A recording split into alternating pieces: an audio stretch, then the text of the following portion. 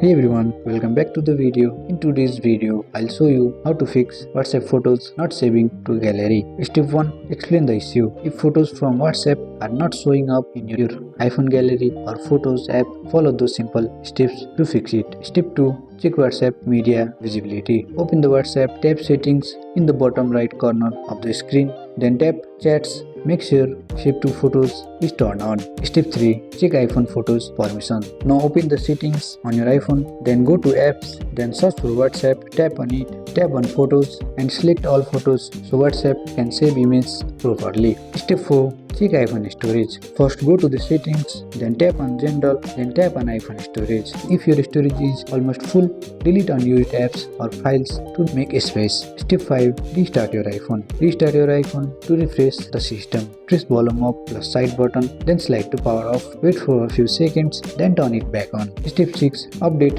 WhatsApp. Open the App Store, then search for WhatsApp and install any available updates. Step 7. Final check. Open WhatsApp and download a photo again. Check the Apple Photos app to confirm it saved successfully. And that's it. I hope you like this video. If you find this video helpful, drop a like, subscribe to our channel. See you in the next video.